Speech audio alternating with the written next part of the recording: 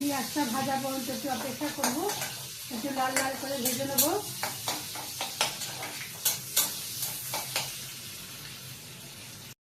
পেঁয়াজ ভাজা হয়ে গেছে। এই পেঁয়াজে আমি এই গাঁটি কচু নিয়ে আলু কেটে রেখেছি, এটা দিয়ে দেবো।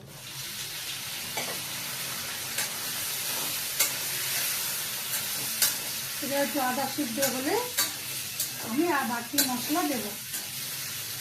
এর জন্য হলদি পাউডার দিয়ে দেবো।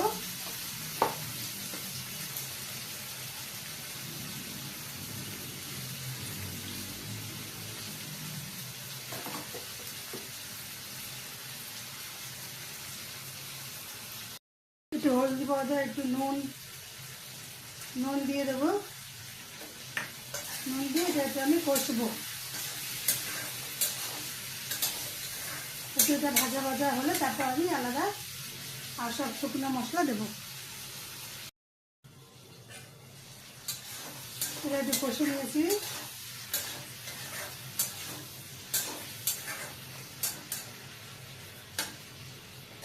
একটু কষবো।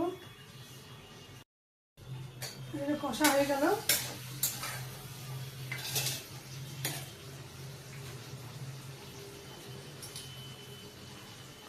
একটু আদা রসুন দেবো।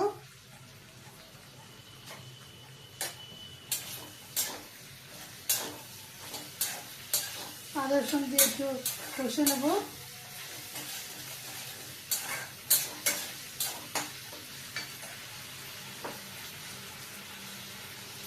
দিয়ে একটু জিরে পাউডার, মরিচ গুঁড়ো দিয়ে দেবো।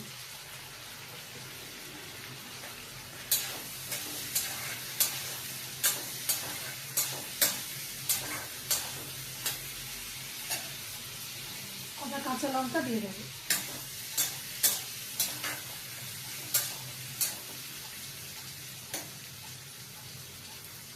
দিয়ে চিংড়ি মাছগুলো দিয়ে দেবো। এরকম করে রান্না করলে ভাত দিয়ে গরম ভাতের সাথে খেতে ভালো লাগে।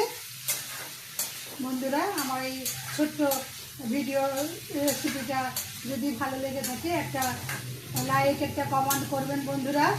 বন্ধুরা আমার সঙ্গে থাকবেন, সবাই ভালো থাকবেন। এবার আমি জল দিয়ে দেবো।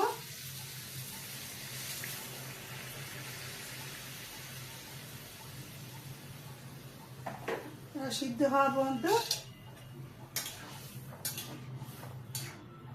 সিদ্ধ হয়ে গেলে রান্না হয়ে গেল। থ্যাংক ইউ বন্ধুরা।